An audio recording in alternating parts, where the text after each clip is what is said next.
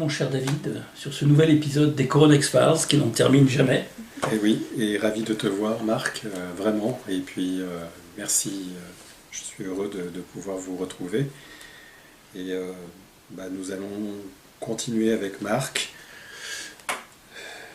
Je pense à un sujet aujourd'hui sur l'éprouvement. Enfin, l'éprouvement par notre propre vécu, de pouvoir y mettre des mots, du sens ou du non-sens, par rapport à l'enjeu toujours réactualisé.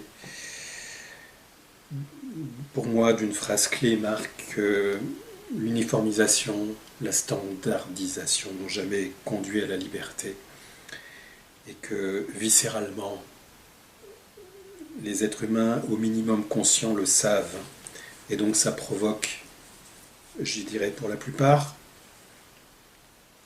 des conséquences sur la vie au quotidien, ou la survie au quotidien, sachant que nous sommes des êtres dialectiques, donc la vie côtoie la survie, que la menace de notre perte métaphysique est aussi réel que le questionnement sur le sens et du non-sens. Et que moi-même, et toi aussi, nous traversons cela, et qu'il est important de pouvoir témoigner aussi, et de partager avec vous cet éprouvement qui, avec le temps, témoignera en fait de ce qu'on traverse avec ce grand rendez-vous finalement de la vie. Tout ça a-t-il du sens ou n'a-t-il pas de sens dans ce qu'on traverse, sachant que le sens et le non-sens sont continuellement ensemble et qu'il faut savoir vivre. Et tu te rappelles de cette jolie phrase, c'est que quand il pleut continuellement, il faut apprendre à danser sous la pluie. Et donc, c'est comment préserver son intimité tout en créant les initiales de sa vie, c'est-à-dire les initiales dans le sens d'un recommencement, à partir de quoi, et de savoir si le terme de se recontacter en soi a-t-il vraiment du sens dans cette traversée-là. Voilà.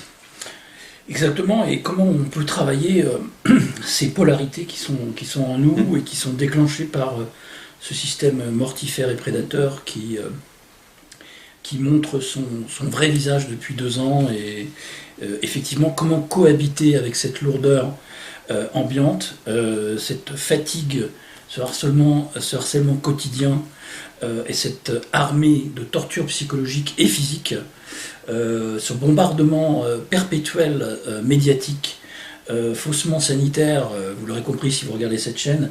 Ceux qui n'ont toujours rien vu de louche depuis 2 ans, je ne m'adresse pas à vous parce que le réveil ne viendra jamais.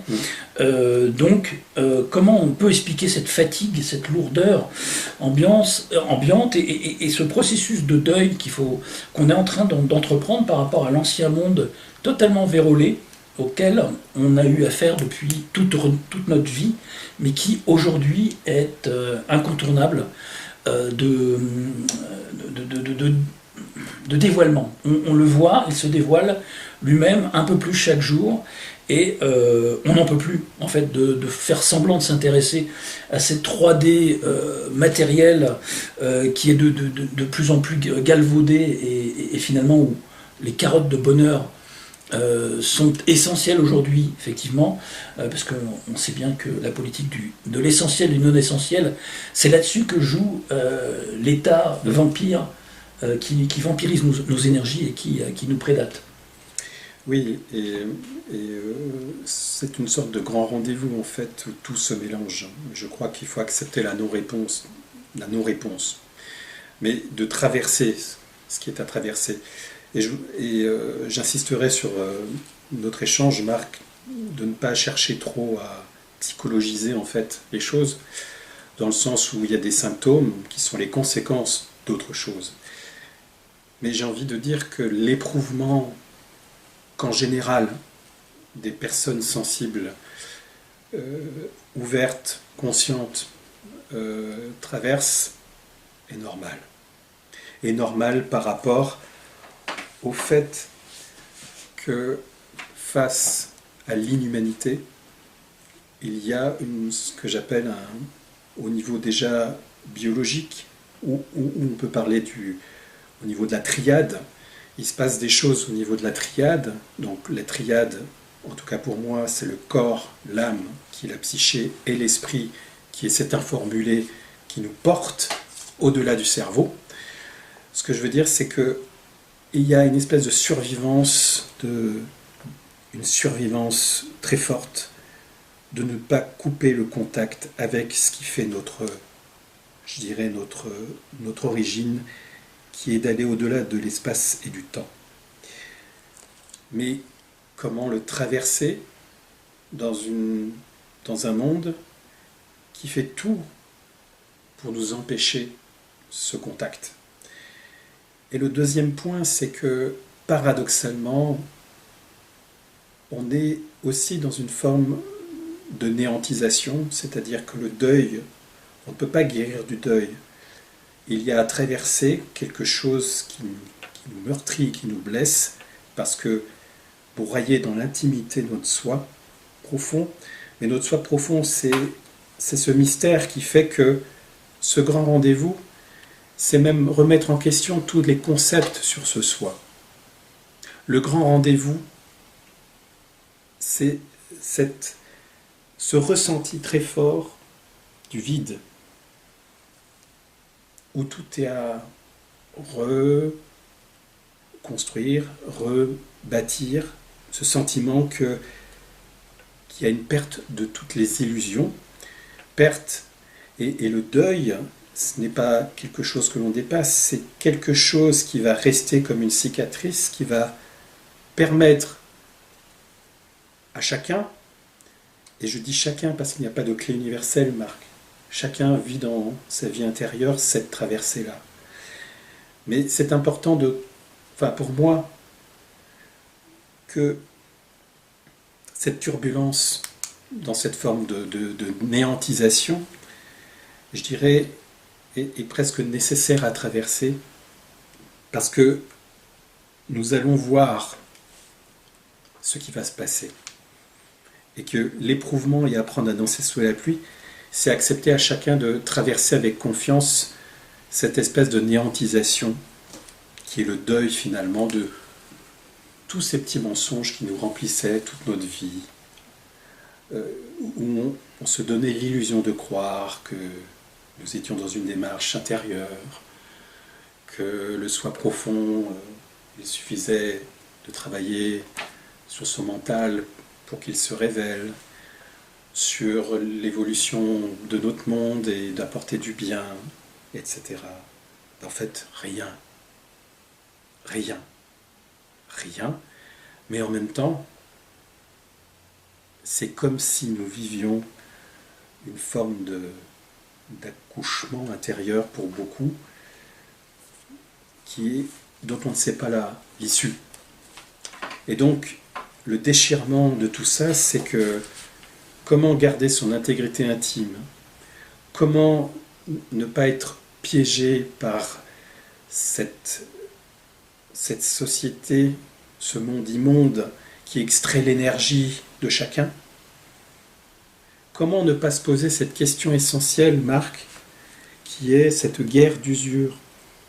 Quelle est la frontière entre, je dirais, les attaques légitimes de ce monde, dans une guerre d'usure électromagnétique, tout ce qu'on peut imaginer, d'usure et d'empoisonnement, et la maturité intérieure de l'individu qui doit justement traverser ce deuil de la perte de ses illusions. Pour moi, c'est fondamental. Certains, je pense, se diront pas concernés, mais je préfère m'adresser en fait, et je pense que tu es d'accord, je préfère m'adresser en fait à ceux qui éprouvent intérieurement cela, parce que je sais qu'ils sont nombreux, et que cet échange s'adresse avant tout à eux, parce que c'est réinscrire en fait que c'est normal de vivre cet écartèlement, et c'est normal de vivre dialectiquement en tant qu'humain, que le vide peut se combiner avec la joie, que des mémoires anciennes peuvent revenir traumatisantes liées à la fragilité du corps, mais qui peut avoir un espoir, une sorte d'espoir sans nom sur je sais dans quel camp je suis. Et donc tout ça crée une sorte de paradoxe ambigu qui remonte chez l'individu et se pose la question en fait de mais je suis quoi et je suis qui? Et en fait, ce n'est même pas la peine de se poser cette question. Je crois qu'il y a un voyage à traverser chacun à l'intérieur qui est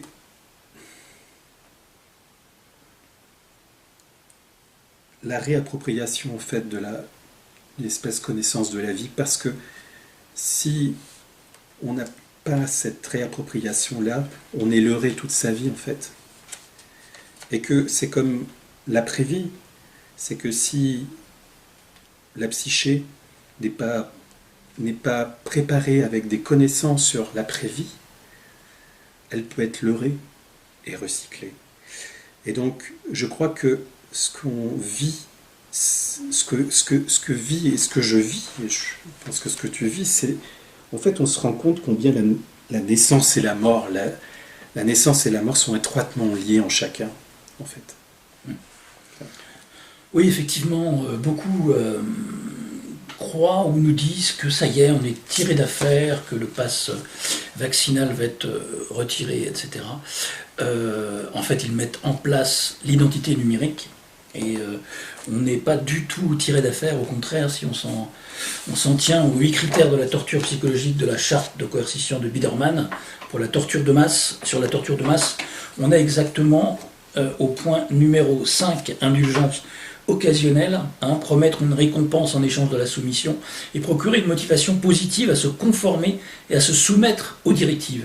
Empêcher l'accoutumance aux privations imposées en lâchant la bride en de rares occasions.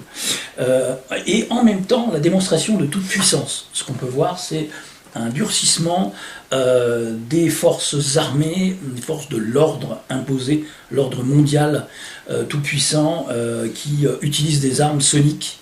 Je crois que c'était en Australie et ailleurs, charge la population avec la police montée au Canada par exemple. Donc il n'y a plus de limite dans la démonstration de toute puissance, à la fois couplée avec des indulgences occasionnelles. Vous avez assez donné la papate, les tridosés, vous croyez tirer d'affaire grâce à votre soumission, vous feriez mieux de checker vos taux de dédémère plutôt que de rigoler et nous rire au nez parce que vous êtes très très mal actuellement et je vous prédis de très graves effets dans vos familles parmi les surpicousés. On n'est pas du tout tiré d'affaire, on est dans l'œil du cyclone. On est à l'intérieur du cyclone, dans l'œil, là où il y a un faux calme avant la tempête. En fait, on n'est pas du tout au calme. On est entouré d'une énorme tempête, plus que tropicale. C'est un réel cyclone psychologique, psychique et physique qui s'abat sur nous là depuis quelque temps. Et vaut mieux être penseur que pionceur aujourd'hui.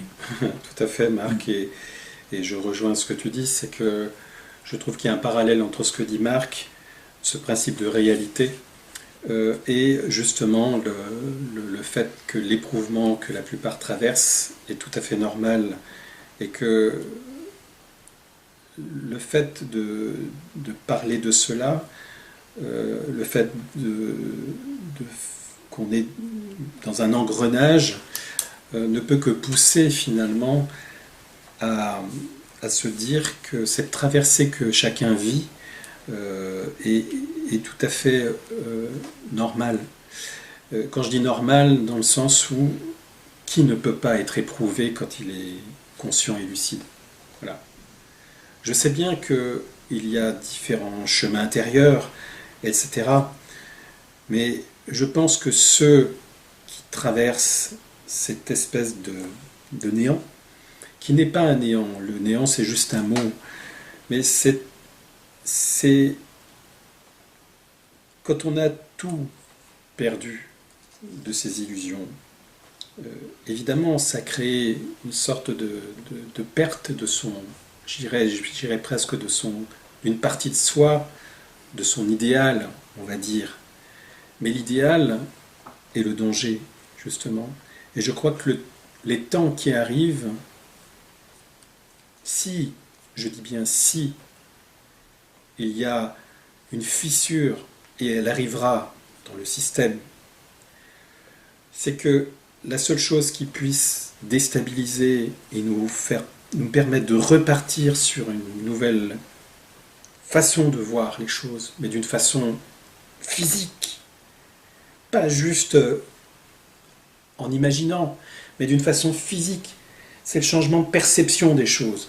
Le changement de perception des choses, et cette perception, elle ne peut que venir que par la perte de tout ce qui nous attache à une espèce d'auto-persuasion que la vie est une évolution perpétuelle, etc., de s'améliorer pour s'améliorer encore, etc. Je crois que c'est le grand rendez-vous finalement, qu'en réponse finalement à la dureté impitoyable de ce qui nous arrive, que cet avenir qui n'est pas du tout humain soit en miroir finalement de prendre un grand rendez-vous pour chacun avec la vie. Cette vie qui repart quand il n'y a plus rien. C'est de faire cette expérience d'extrême limite pour chacun qui est la chose la plus indispensable pour savoir vraiment quelle est la force de l'esprit. Oui, il y a une sorte de dichotomie en fait de la conscience actuellement qu'on éprouve. D'un côté, il y a une augmentation de l'acuité psychospirituelle et d'un autre côté, un engourdissement des facultés basiques rattachées à la 3D. Donc au niveau physique, il y a une fatigue chronique qui s'exerce et qu'on peut vivre tout à chacun à son expérience personnelle. Mais moi, je constate beaucoup de gens très très fatigués autour de nous. Et en fait, je pense que ça va... En fait, c'est l'histoire du choc et de la sidération, en fait. C'est que ça va trop vite. Et le système le fait exprès. Mais n'oublions pas que l'homme est une antenne électromagnétique, électrique, et qu'il est très sensible au bombardement, etc. Et donc, la fatigue physique est due aussi au fait, et c'est normal qu'on vit dans un océan empoisonné, et que au fond de nous, il y a un cri, Marc, je ne suis pas fait pour ramper, et pourtant je rampe, mon corps rampe, qu'est-ce qui se passe? Et en fait, le corps est lié à notre psyché, et que les deux se croisent, et que si le corps s'alourdit, le cerveau qui est aussi électromagnétique est une antenne, tout s'alourdit. Et en fait, quand on s'alourdit, eh bien, on laisse jaillir en fait plus facilement les émotions primaires, la peur, la tristesse, voire la colère, l'abattement.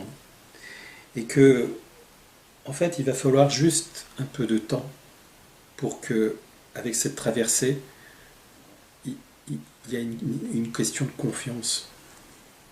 Oui, je vacille. Oui, c'est normal.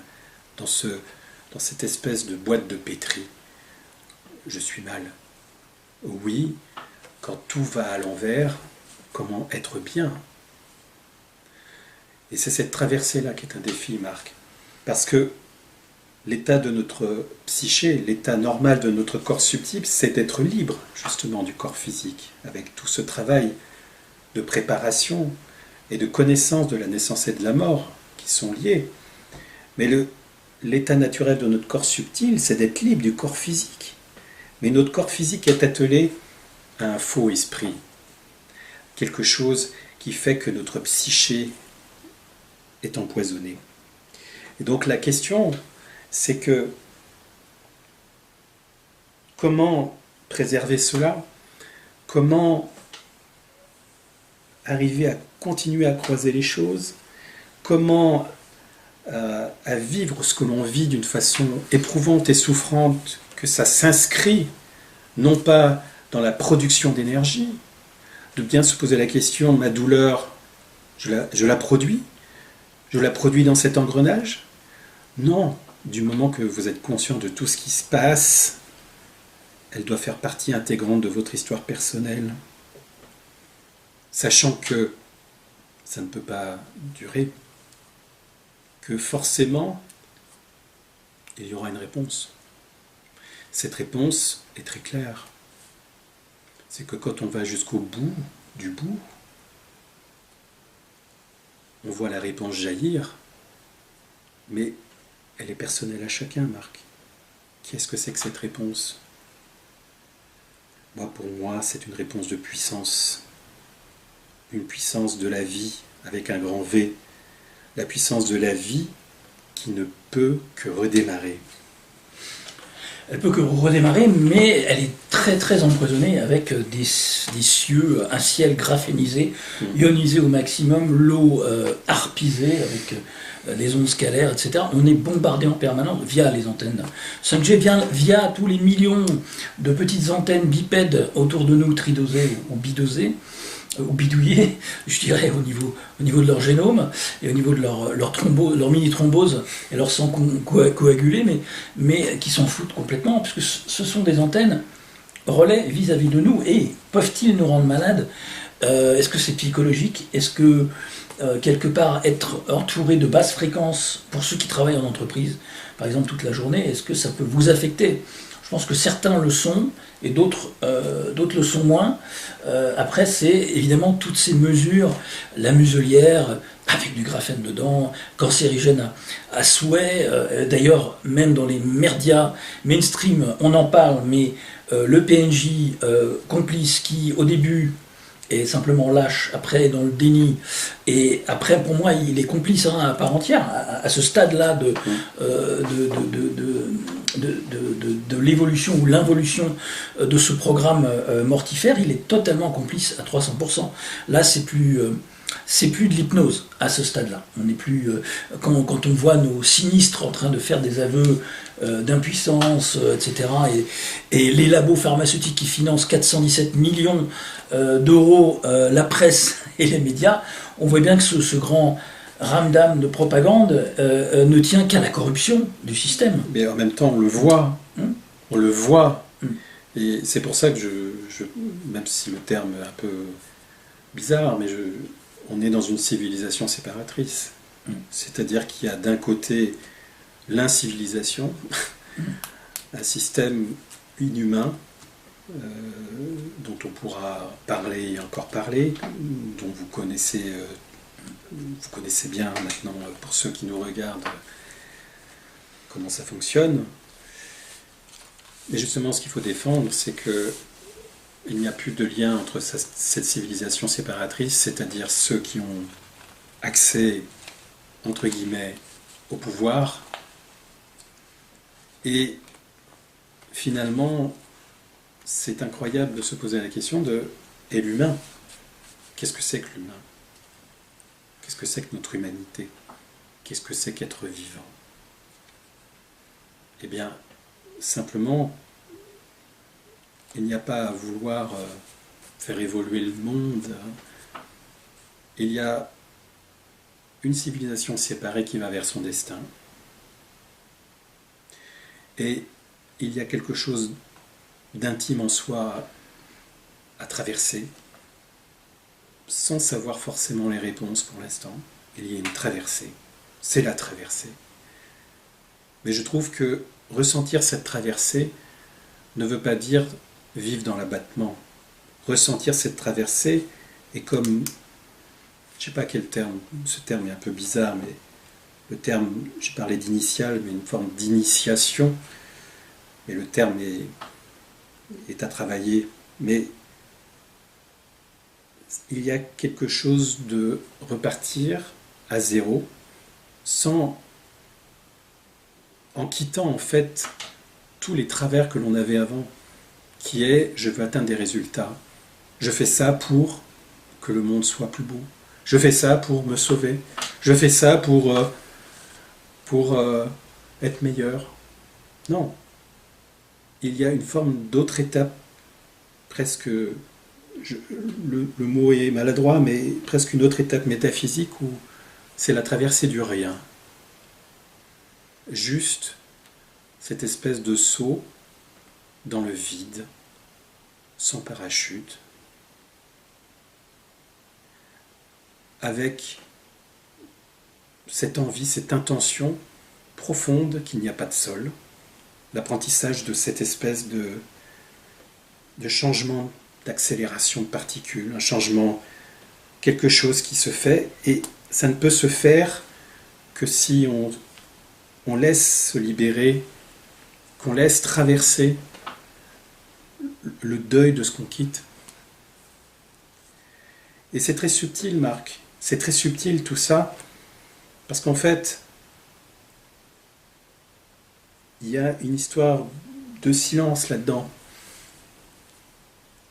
Je ne parle pas d'acceptation, mais de silence face à l'énorme bruit grotesque de ce monde.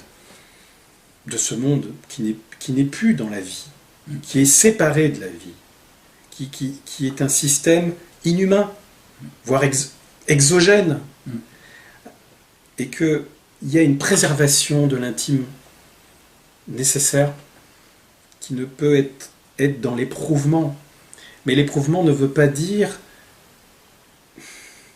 être dans une phase... Je sais que c'est tout à fait normal de se retrouver abattu dans l'abattement, de se dire à quoi bon, enfin je veux dire à quoi bon. Il n'y a rien qui est motivant autour de nous dans ce monde matériel actuel. Mais c'est avec des échanges comme ça avec Marc, où on n'est pas... Moi, je ne suis pas plus que vous. J'avance avec ma propre expérience sur ce chemin-là, et que ça vous touche ou pas, je ne sais pas. Mais il y a quelque chose de commun avec beaucoup, beaucoup d'êtres, qui est comment traverser, en fait, ce qui ne peut pas être traversé, ce qu'on n'a jamais traversé, en fait. C'est-à-dire traverser l'insaisissable. Et c'est pas un concept, ce n'est pas un concept de philosophie, non, non, c'est quelque chose qui est inscrit dans la vie. La vie nous offre une forme d'informulé, d'insaisissable, parce que c'est tellement énorme ce qui se passe en face qu'à un moment, on ne peut qu'être en silence. Mais en même temps, on sait que par rapport à ce système, on ne va pas laisser une mère être attaquée avec son enfant. On va décider, pour l'amour de la vie, de la défendre. Et donc, quel est ce paradoxe entre défendre la vie, préserver son intimité, accepter l'abattement et continuer à avancer pas à pas. C'est ça toute la difficulté, Marx, c'est l'apprentissage du paradoxe, de l'ambiguïté, de retrouver, j'ai envie de te dire même, de retrouver une sorte de vraie dualité en fait. C'est-à-dire de s'extraire de cette dualité entretenue et chutée de ce monde de merde pour retrouver sa polarité intérieure, ses polarités intérieures d'une façon saine. Et de s'extraire, et d'extraire l'énergie, de réapproprier son énergie pour travailler sur ces polarités justement, et de comprendre que la vie n'est pas un long fleuve tranquille, mais elle n'est pas un flot de souffrance. Elle est entre les deux, c'est-à-dire qu'il y a des portes à franchir. Et moi j'ai beaucoup de compréhension pour ceux qui passent une porte et arrêtent, pour ceux qui n'ont pas la capacité de traverser cette porte, d'autres qui les traversent aisément.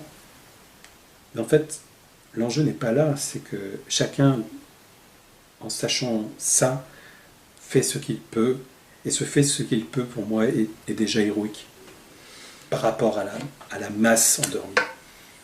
Oui, c'est une sorte de petit reset personnel, individuel, intérieur, contrairement au grand reset qu'on tente de nous imposer avec le livre coécrit par Klaus Barbie Schwab.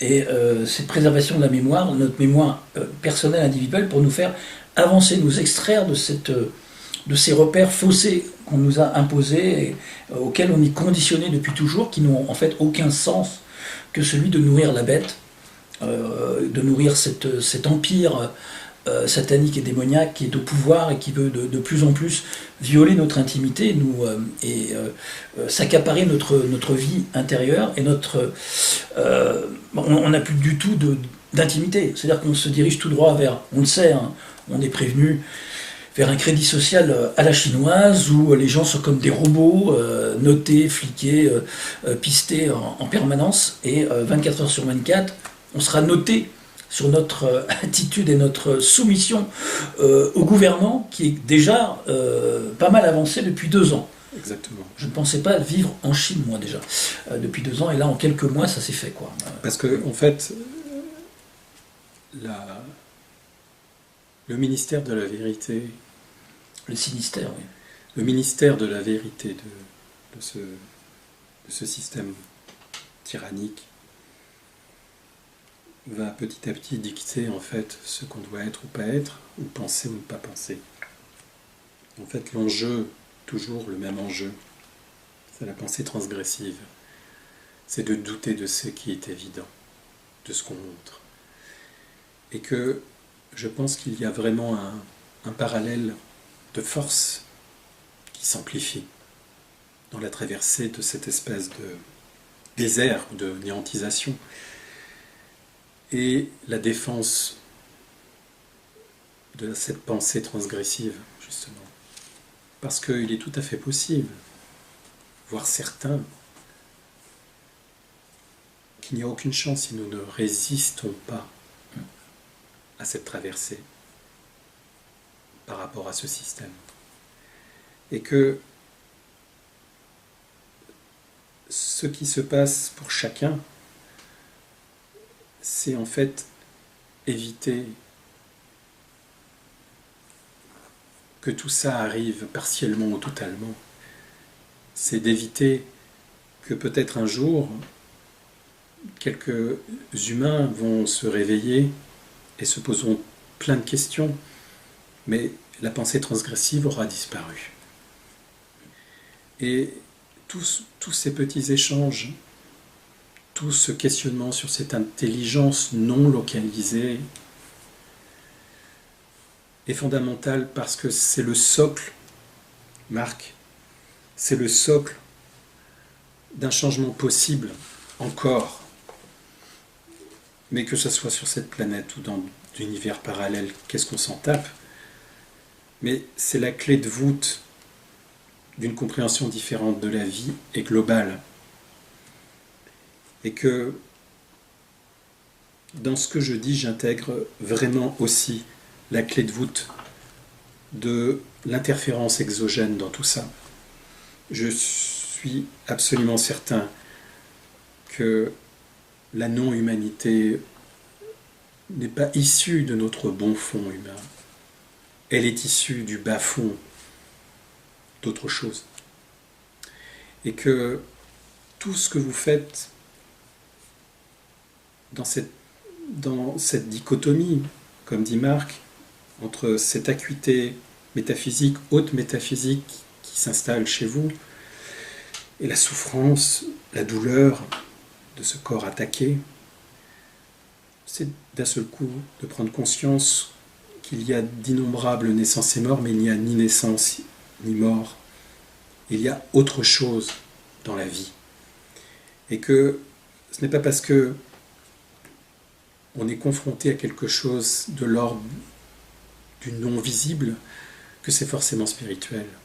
Tout ce système nous englue dans le visible et l'invisible, dans la psyché et les interférences magnétiques, dans la vie et l'après-vie. Tout ce système nous englue. Et finalement, votre traversée dans le néant, c'est un cri de survie. ce crime contre le soi, c'est votre responsabilité à défendre cette révélation ultime que vous portez qui disparaît petit à petit par les couches et les couches on rajoute au niveau de la pollution, de la détresse, etc. Mais en même temps, elle est nécessaire. Elle est nécessaire dans cette traversée. Et donc on revient sur cette notion de dialectique, Marc, qui est que le doute peut faire place à la certitude, que le doute est en équilibre avec la certitude de se dire que je suis sur le bon chemin, et que c'est important de ne pas fermer les rideaux, d'écouter nos échanges avec Marc, mais avec d'autres, pour que vous puissiez tenir, parce que c'est important, la relation avec d'autres, d'être dans une espèce de non-civisme, dans une pensée transgressive, de préserver votre intimité, d'avancer coûte que coûte et pas à pas, parce que quelque part, c'est la vie, Marc. Ce qui est quand même dingue, c'est comment on arrive à se compliquer, alors que la vie est un mouvement perpétuel, et comment on en est arrivé là, à vivre dissocié d'un système qui est dans la non-vie. Comment on peut être témoin de la perte humaine tout en restant vivant. On est témoin de tellement de choses en ce moment, tout est tellement accéléré et en même temps dans une répétition convulsive et sidérante que c'est tout à fait normal d'être perdu. Il faut juste apprendre à se dire je vais apprendre à être déboussolé, mais au fond de vous-même, quand vous voyez que vous avez d'autres personnes, pas beaucoup, qui échangent sur ce point-là, c'est finalement de vous dire que mais pourquoi toujours souffrir parce que j'ai perdu le nord magnétique? Mais il existe plein d'autres directions. Et que, quelque part, cette traversée du néant va, je l'espère pour beaucoup, vous orienter vers une autre direction, qui est vraiment votre direction. Qui sera, j'espère, une direction vers le naturel, l'organique, et non pas l'intelligence artificielle qui prend le pouvoir par un coup d'état à la fois physique, psychique, médiatique et le pouvoir des lobbies qui se servent de l'intelligence artificielle. Un exemple, la Chine crée un ventre artificiel piloté par intelligence artificielle pour fabriquer des bébés. Donc les fameux incubateurs artificiels dont je parlais il y a des années, et dont je parle encore depuis 2 ans, vont bientôt être là. C'est pas de la science-fiction pour dans 20 ans. Ce que je vous ai exposé à la fin de mon film, les Coronex Files, Recyclage ou Libération, le livre qui était mis en avant par un militaire sur les guerres du futur, il nous parle du début 2030, mais les faits qui sont évoqués dans ce livre sont déjà là. Donc tout s'est mis en place beaucoup plus vite que ce à quoi on nous demande de s'attendre. C'est la même chose. Et effectivement, on nous prend de vitesse par le chantage, par la fausse information, les labos qui ont acheté les médias et la presse. Je veux dire, là, on est dans un pouvoir satanitaire via le médical. Vous vous rendrez compte, quand vous essayerez de vous faire soigner, si jamais il vous arrive quelque chose, qu'il est extrêmement difficile de ne pas trouver un médecin non collabo de ce système mortifère, de l'injection à tout prix. Même si on vous dit pourtant dans les médias que ça ne sert à rien, ça ne protège pas, vous pouvez contaminer, ça protège soi-disant des formes graves de quoi, on ne sait pas, puisque la grippe saisonnière s'est terminée là.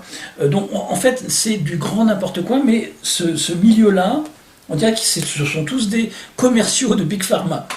Et pourtant, ils ne sont pas tous des comme un réel commercial, quoi. Je veux dire, ils sont tous au pouvoir politique, évidemment. Ils sont tous payés par les labos. Mais c'est juste un intermédiaire, un relais, avec ces tireurs de ficelles exogènes dont je parle dans mon film. D'ailleurs, je vous invite à voir si vous ne l'avez pas encore vu. Et c'est très significatif de toute la symbolique des forces non humaines qui tirent les ficelles de cette 3D. Voilà. Exactement. Et l'éprouvement que beaucoup traversent, il faut vraiment ressentir que il n'y a pas d'anormalité là-dedans. Il n'y a pas de dépression en tant que telle. Parce que l'étiquetage aussi du système est très facile. Voyez. Bien sûr, le terme dépression peut être employé. La dépression n'est que la conséquence finalement de quelque chose de plus profond qui n'est pas lié à la pathologie. Elle est liée simplement que vous êtes attaqué. Attaqué dans une guerre d'usure. Et que il y a à cette traversée-là qui veut ce monde, qui veut de ce monde actuellement, quand on est à un minimum éveillé? Comment on peut ne pas éprouver une sorte de malaise quand on voit comment des millions et des millions d'humains perdent leur humanité dans une capture, dans l'irréel, dans une robotisation, dans une uniformisation. En torturant leurs enfants, en plus. Et oui. Comment... avec les mesures de distanciation à l'école, les masques, toute l'année, alors qu'on voit bien que il y a de moins en moins de personnes qui s'affichent avec les masques à des événements de masse, etc. Donc, il y a un moment, quelle est la part d'humanité qui vous reste? Je ne parle pas de ceux qui regardent nos émissions, mais les autres, il n'y en a aucune. Là, il ne se pose aucune question de voir des gamins muselés, ne respirant pas toute la journée à l'école, quoi. Et en plus, on les engueule, on leur file des avertissements, on décolle, etc. Et s'ils ne respectent pas ces gestes, les autres collabos sont encore dans le secteur de l'éducation nationale qui applique bien l'endoctrinement du pouvoir nazi en place. C'est pour ça que ce que vous traversez est la suite, finalement, est la suite logique. C'est-à-dire qu'il y a cette traversée du néant est une façon de répondre, je ne dis pas de réagir, mais une réponse de survie de la vie en vous. La vie ne peut que, quelque part, agir pour se protéger de ce système inhumain, de cette capture dans l'irréel, dans cet appel, cette pression à l'automatisation, à la robotisation, dans le mensonge de tous ces médias qui étouffent, en fait. Et cette traversée du vide, en fait, est une façon de re-être pour vous. Et que vous ne pouvez pas faire ce chemin tout seul. Ce chemin est très personnel, puisque c'est nouveau. C'est nouveau parce que jamais dans l'histoire humaine, à un tel point de niveau d'harcèlement, d'empoisonnement magnétique, de sophistication d'un système qui conditionne, etc. On n'a jamais vécu dans l'histoire humaine ce truc. Et donc la force de cet enjeu, de ce carrefour en ce moment, qui est ça passe ou ça casse pour ce système en face, doit être il y a forcément une réponse même personnelle de ça passe ou ça casse pour chacun, qui est mais qu'est-ce que j'ai à perdre de toute façon, puisque de toute façon tout est perdu. Enfin, tout est perdu dans le sens où tout ce système va faire que vous allez tout perdre. Alors, et vous en serez heureux, attention. Pour certains, pour beaucoup. Non, mais c'est ce que dit Klaus. Oui. Klaus Barbie Schwab. Mais c'est ce qu'on appelle la joie d'être dans ce système qui est l'arrêt momentané de l'anxiété, qui n'est pas cette espèce d'apaisement intérieur qui veut être supprimé en fait de l'humain parce que trop puissant. Et donc, on revient à ce qu'on disait tout à l'heure, Marc. La conscience est au-delà du cerveau. Et on n'est pas fait pour ramper. Et que nous sommes dans un océan empoisonné pour atteindre tous les poissons. Toute la question maintenant est avec ces éléments-là, comment je traverse moi ma vie.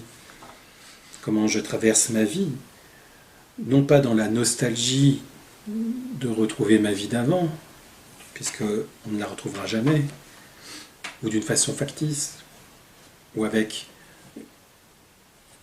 un système policé.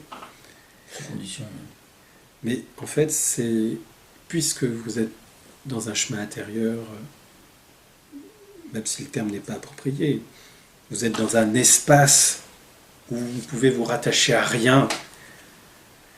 Cet espace, c'est le seul qui se présente à nous.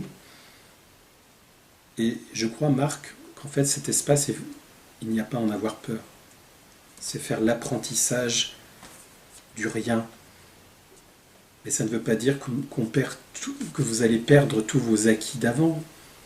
C'est-à-dire que l'expérience que vous avez vécue avant, elle se transforme en quelque chose de l'ordre de la force qui vous accompagnera dans cette expérience-là du vide.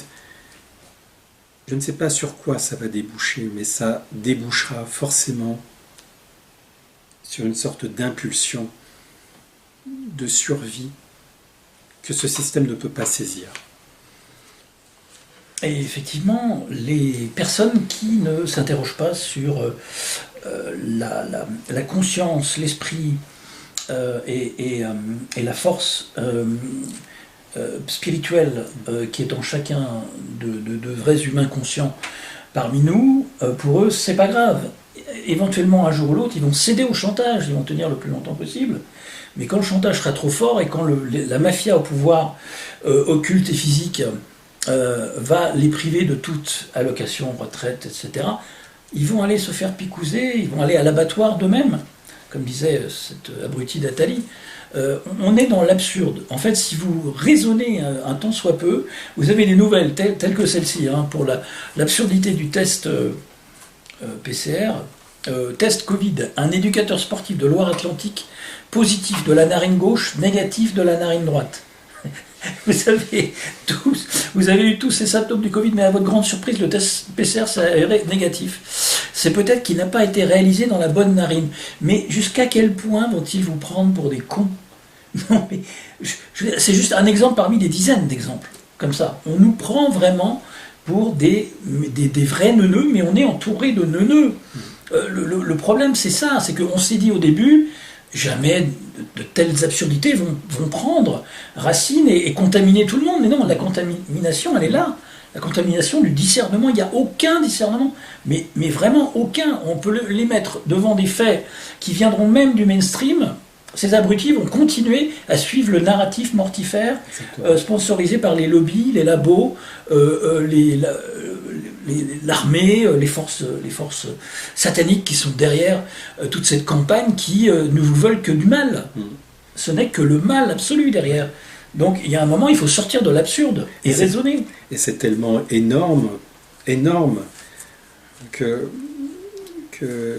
elle est issue d'une préparation d'ingénierie sociale depuis des décennies qui ont préparé le terreau humain. Et donc, c'est tellement énorme que, quelque part, au moins les choses sont claires. La bête, le visage de la bête est là. Et que, pour ceux qui n'ont pas compris, j'ai du mal même, puisque quelque part j'ai un bon fond. Mais avec le temps, avec les mois qui cumulent, je me dis que tant pis pour eux. Tant pis pour eux. Et que du moment qu'on sait c'est pas une histoire de quand on est, parce qu'on n'est pas dans une dualité, mais c'est un mot que je trouve important. À un moment donné, il faut être clair avec soi. Et cette traversée que vous vivez va vous permettre,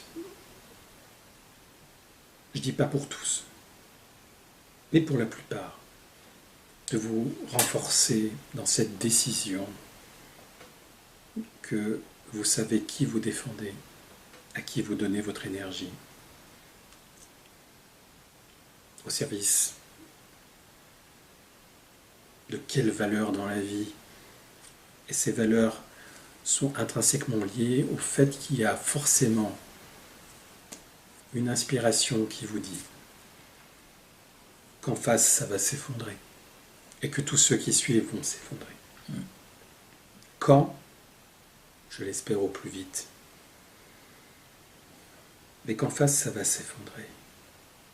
Et alors, toutes ces énergies que vous cumulez de cette traversée, que vous soyez présent physiquement ou pas, toutes ces énergies que vous traversez sur cette fierté, cet amour propre de la vie, je suis absolument certain que cette énergie-là, et c'est de l'ordre de l'intuition, et peut-être que je me trompe, Marc, mais elle ne sera pas futile.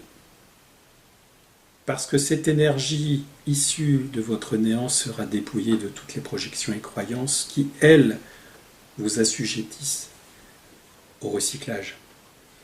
Et que cette énergie-là, forcément, elle aura une fonction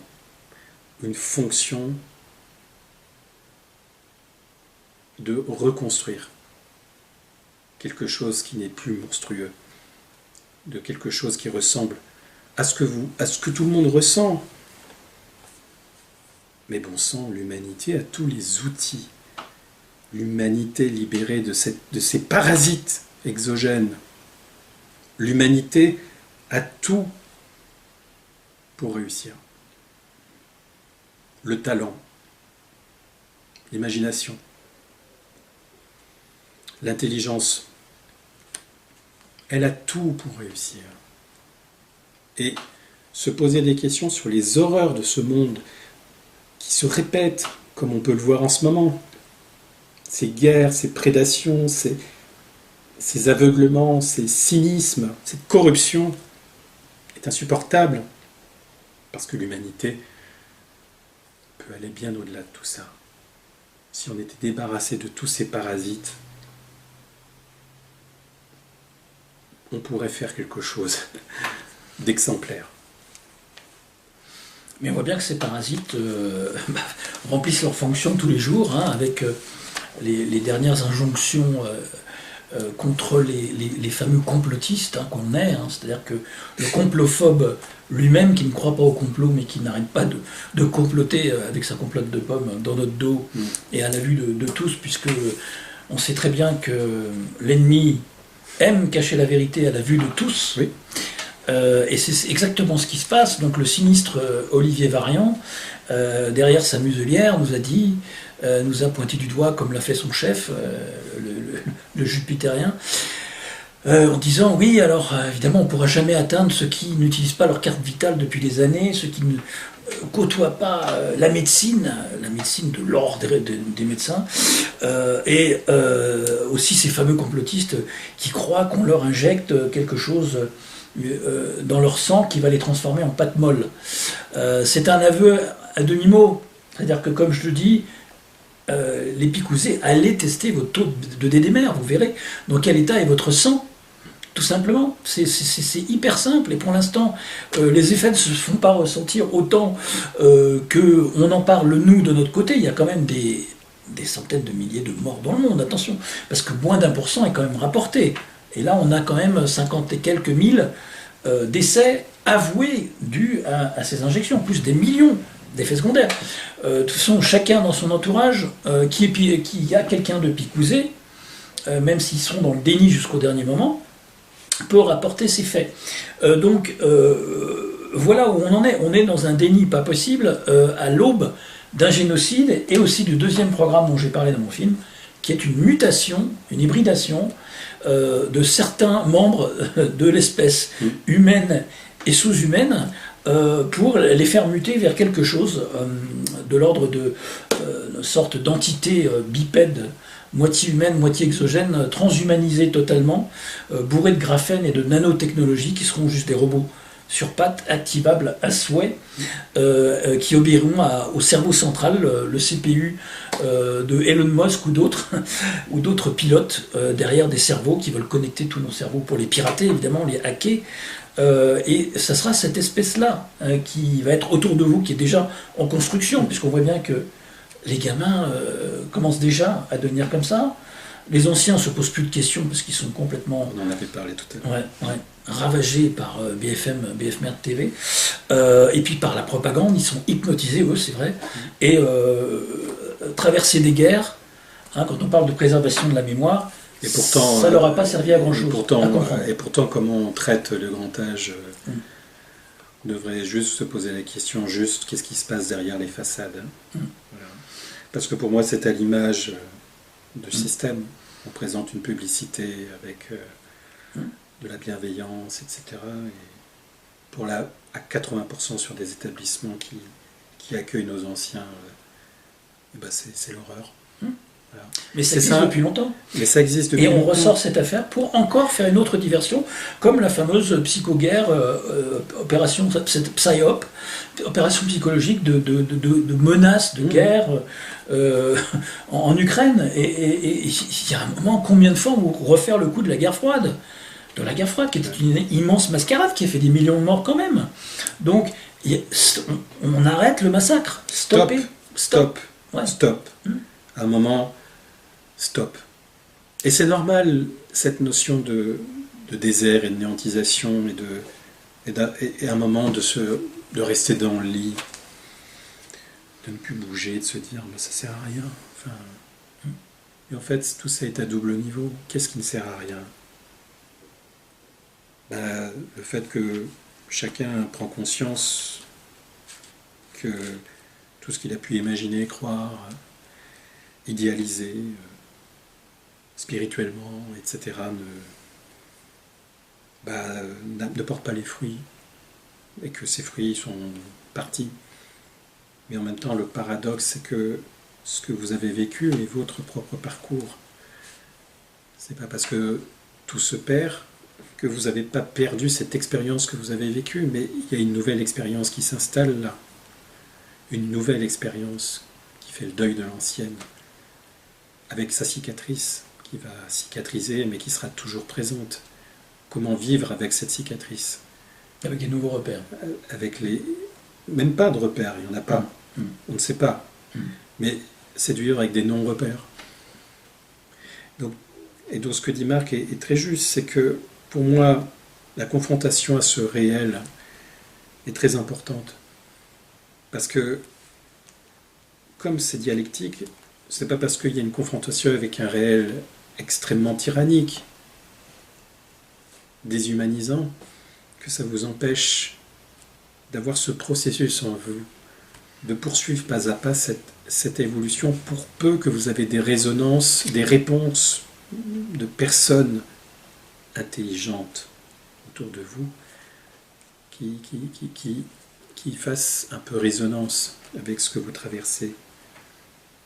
Parce que le piège, c'est la solitude, de se sentir seul dans son coin avec sa façon de penser et que tout le monde tourne en ridicule, que personne n'entend, et donc vous fermez les rideaux en disant « bande de cons ». Mais sachez bien que si vous êtes branché sur cette vidéo, dites-vous que vous n'êtes pas toute seule, tout seul. Malgré tout. Ce que je vis, la relation et l'interaction avec Marc est quelque chose d'exceptionnel. Pour moi, en tout cas. Quand je dis exceptionnel, je ne dis pas que ce qu'on dit est exceptionnel. Ce que je dis, c'est que l'échange dans ce monde inhumain, inversé, échanger sur des sujets aussi vitaux, importants, et de l'ordre de la résistance, et de l'ordre de la projection vers déjà l'après ce système pourri. Et qu'il n'y a pas de grande victoire, en fait. Actuellement, dans cette traversée, c'est que des petites choses que vous traversez. Acceptez que le monde ne changera pas du jour au lendemain, que ce qui est ce qui est, en fait. Et que cette traversée intérieure, c'est pas parce qu'elle est douloureuse qu'elle est identifiée à une dépression. Elle est douloureuse parce que c'est normal. Et que la douleur, il ne s'agit pas d'aller la chercher. Mais regardez un arbre. qui pousse sur un terrain tordu, acidifié, avec des vents. Regardez cet arbre 30 ans après, il a quand même poussé, mais il a dû s'adapter, son tronc est peut-être tordu, ses racines sont allées chercher partout où elles peuvent trouver se nourrir, mais cet arbre a tenu. C'est ça que je veux vous dire, c'est que avec les nouvelles donnes et paramètres qui se passent, la vie est toujours présente en vous. Et la vie, c'est ce que j'ai pu dire juste avant pour le petit discours, c'est que vous avez un devoir non seulement pour vous, mais pour ceux qui s'interrogent, de leur apprendre à... Le terme est tellement simple par rapport à cette grossièreté de merde, d'apprendre à aimer la vie. Cet amour de la vie est plus fort que tout. Cet amour de la vie n'est pas quelque chose de poétique, de romantique, c'est cette force de conscience qu'il faut tenir et qu'on est sûr qu'en tenant, il y aura autre chose. Et cette autre chose, Marc, je suis presque dans le... Il y a peut-être 2 ans, j'aurais été plus loin. Mais j'attends ce carrefour pour voir ce basculement, comment il va se passer. Oui, ce basculement, il peut être aussi... la porte d'entrée, d'accès à ce basculement peut aussi passer par la crédibilité de ce système mortifère et de tout ce narratif complètement débile et donc qui a aussi totalement décrédibilisé le monde médical. Je vous prends à partie précisément parce que c'est à cause de votre silence et de votre collaboration depuis 2 ans sur ces tests PCR bidons, sur cette pandémie qui n'a jamais existé, hein, j'ose le dire, et je le confirme par les chiffres, avec les 2% aux urgences en 2020 avoués par notre gouvernement. Hein. N'oubliez pas, hein, quand on parle de crédibilité, pour sauver des vies, on avait fermé le rayon chaussettes et petites culottes dans les magasins. Donc si vous parlez d'absurde, mais on a, je crois, pas encore atteint le summum de la stupidité et de l'absurdité, mais on est bien en chemin là pour arriver à leur fin. C'est-à-dire qu'ils nous tendent tellement de perches sur la prise de conscience que les fameux PNJ, les êtres sans esprit autour de nous, eux ne voient rien du tout, continuent à ne pas vouloir devenir réels, des personnes réelles, et continuent à obéir, à se soumettre, à se faire picouser, injecter, sans se poser de questions. Ils sont prêts, comme je l'ai dit, à se suicider, et à trucider toute leur famille. Et on est tous isolés, quelque part, mais c'est quelque part fait exprès pour faire de nous des vrais résistants, les moutons noirs de chaque famille.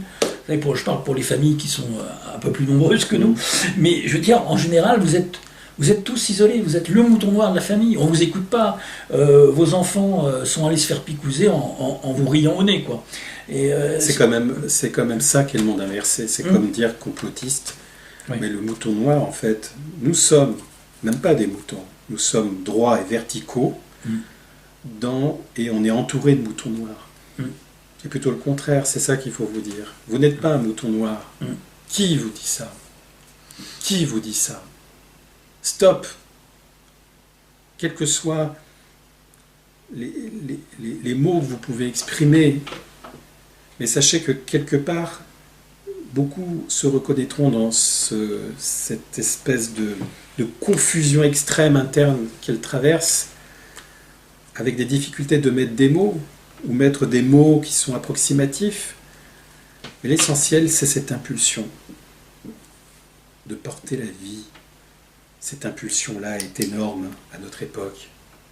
Et ça, juste ça peut justifier, si vous sentez que quelque part vous n'êtes pas tout seul à le vivre, peut vous justifier de vous relever, de vous lever du lit et de vous dire « Ok, je m'accorde encore 3 mois de CDD pour voir ce qui se passe. » Et au bout de 3 mois, vous continuez. Il ne s'agit pas de...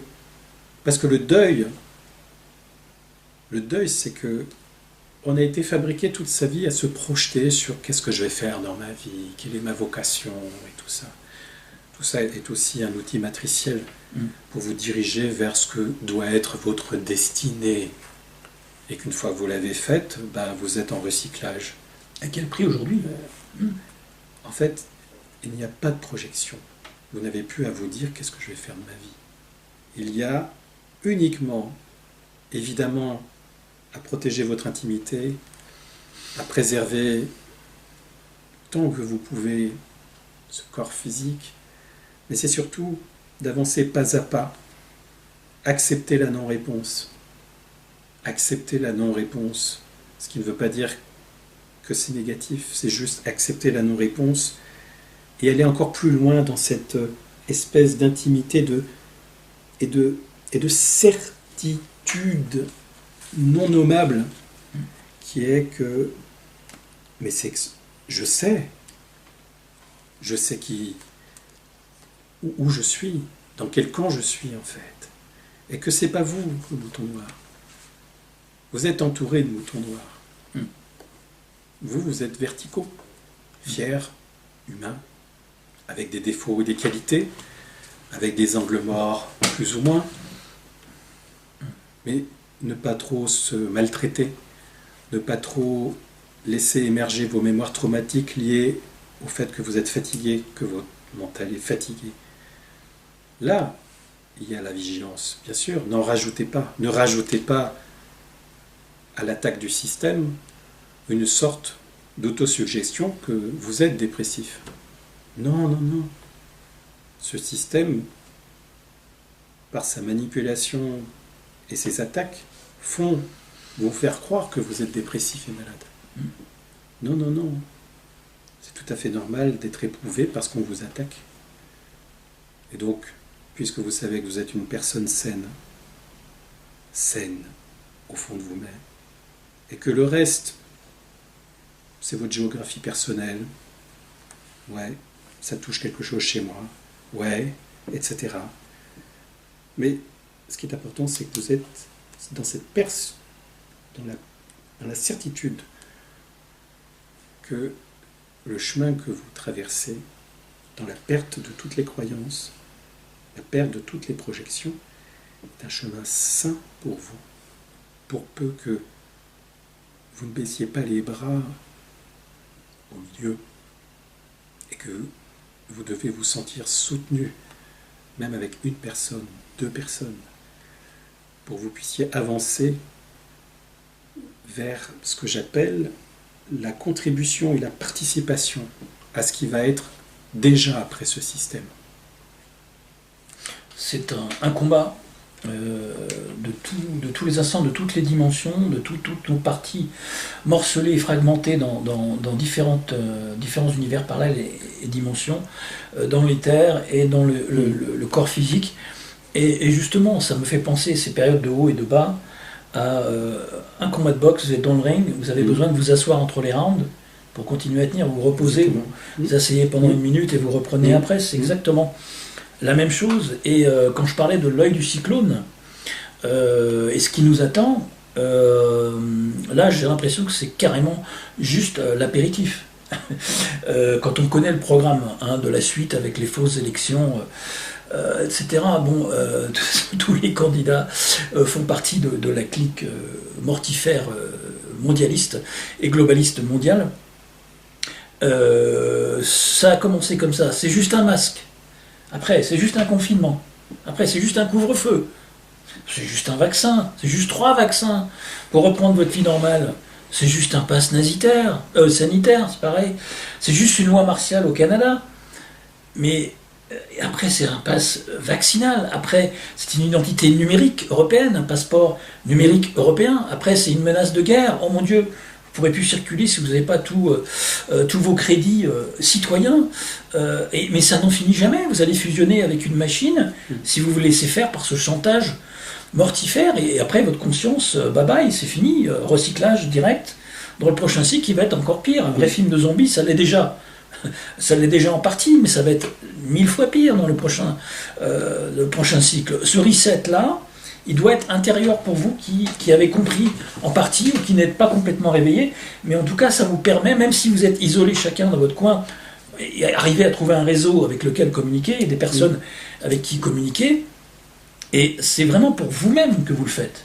C'est pas pour sauver la planète, sauver le décor, sauver une humanité dont une bonne partie n'est même pas humaine, qui est sous-humaine, c'est une sous-espèce qui est en train de muter même vers quelque chose de pire.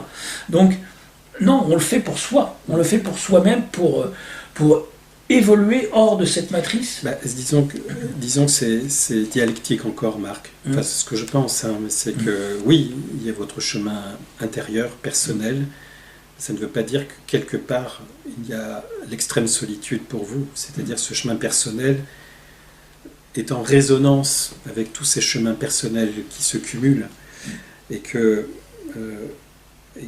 chaque jour, c'est ce que j'ai pu dire à la fin de mon discours, Marc, c'est que de ce matin, c'est que de vous dire de tout faire pour que vous puissiez continuer à vivre et permettre à cette vie de survivre à cette traversée, sachant que la fréquence de ce que vous traversez de cette vie, en fait, cette fréquence-là, elle s'en fout royalement de ce système. Ce système est hors fréquence. Il est une espèce de manège qui tourne et qui tourne et qui tourne et qui essaye d'extraire votre énergie. Que plus vous allez avoir cette certitude qu'il faut traverser ce que vous traversez, moins vous allez donner cette énergie à ce système. Et que, moi, en tout cas, ça sera ma phrase d'ouverture pour la prochaine, Marc, on se retrouvera.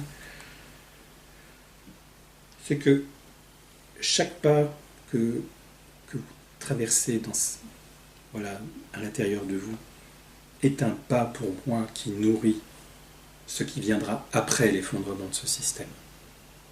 Vous êtes les futures premières feuilles de ce qui sera complètement effondré, les premières feuilles de la vie qui va, pour moi, restaurer et peut-être enfin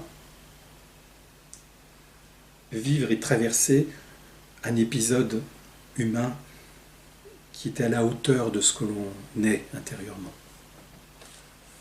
Notre droit de refuser, notre droit naturel de refuser de nous injecter quelque chose, nous sommes les objecteurs de conscience vaccinale, là où justement il n'y a aucune conscience. On vous injecte un viol de votre conscience, justement, de votre accès à la conscience.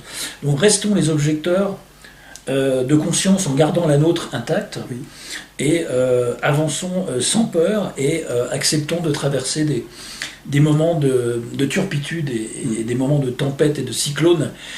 Dans cet œil du cyclone qui nous attend au mois de juin avec l'activation de toutes les antennes 5G, avec un prochain variant qui sera dérivé des effets secondaires de vos doses. Je parle pas de ceux qui nous regardent, mais la plupart sont pas picousés, mais ceux qui sont autour d'eux. Les prochains variants fantaisistes sont des dérivés d'effets secondaires de ces poisons nanotechnologiques. Donc restons droits dans nos bottes. Ne cédons pas au moindre chantage, puisque ce sont nous leur cible favorite, puisqu'on nous pointe du doigt, on veut nous emmerder à tout prix. Eh bien, renvoyons-leur le même effet miroir, et pareil. Ouais. On les rejette, on objecte, c'est parce que de toute façon ce qu'ils ont à offrir est abject, et on continue le combat. C'est un combat pour nous, et c'est un combat pour la vie en général, puisque c'est une politique anti-vie qui est appliquée ici. Et je dirais que dans cet effet miroir, ce n'est pas une réaction à la polarité. Le plus n'attire pas le moins.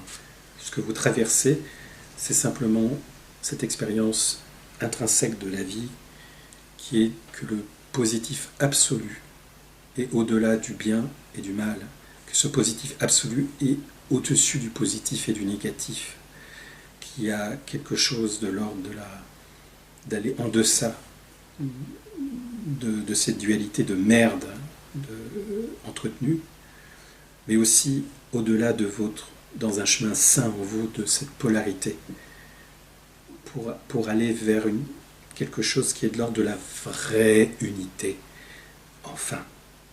c'est le point zéro de la neutralité sans être neutre finalement. Voilà, un accès qu'on souhaite proposer chacun sur son chemin, pour tous ceux qui sont partants et qui veulent s'affirmer comme de vraies personnalités, avec un discernement qui leur reste. Bravo mon cher David. Bravo à toi Marc. Enfin, moi j'ai été ravi de traverser cette journée avec toi. Ça faisait longtemps et chacun vit son éprouvement, et puis je suis ravi de pouvoir vous reparler, d'échanger avec vous, enfin d'échanger en tout cas, vous savez ce que je veux dire. Voilà. Au cœur de cette tempête, le vent, j'espère, va tourner en notre faveur. À bientôt. À bientôt. Ciao, ciao.